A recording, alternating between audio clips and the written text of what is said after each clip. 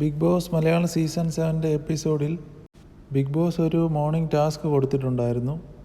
ആ ടാസ്ക് ഇങ്ങനെയായിരുന്നു: കണ്ടസ്റ്റൻസിന് 2 പേരെ സെലക്ട് ചെയ്യാം. ഒന്ന് ഇഷ്ടമുള്ള ഒരാളും ഒന്ന് ഇഷ്ടമില്ലാത്ത ഒരാളെയും 2 പേരെ സെലക്ട് ചെയ്യാം.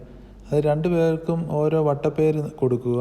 ആദ്യമായിട്ട് ശരത്തായിരുന്നു വിളിച്ചത്. ശരത്ത് ആര്യനെയും പിന്നെ അനീഷിനെയുമായിരുന്നു വിളിച്ചത്. ആര്യനെ ചിരിക്കുടുക്ക എന്ന പേര് കൊടുത്തു.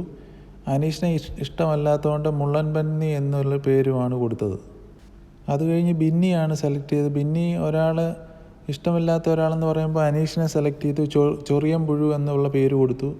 പിന്നെ ഒരാളെ സരിക എന്നുള്ള ഇഷ്ടമുള്ള ഒരാളെ സെലക്ട് ചെയ്തു. മാധുരി എന്നുള്ള പേരും കൊടുത്തു. ലാസ്റ്റിൽ അക്ബർ രേണുവിനെയാണ് സെലക്ട് ചെയ്തത്. രേണുവിന് സെപ്റ്റി ടാങ്ക് എന്നുള്ള വട്ടപ്പേരാണ് നൽകിയത്.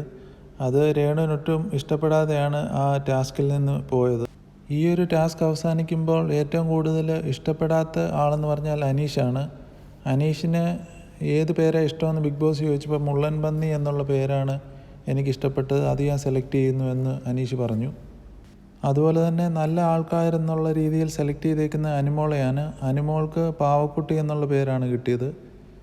അത് കഴിഞ്ഞ് കിട്ടിയത് ആദിലയും പിന്നെ നോറയുമാണ്. അവർക്ക് പൂമ്പാറ്റ എന്നുള്ള പേരുമാണ് കിട്ടിയിരിക്കുന്നത്.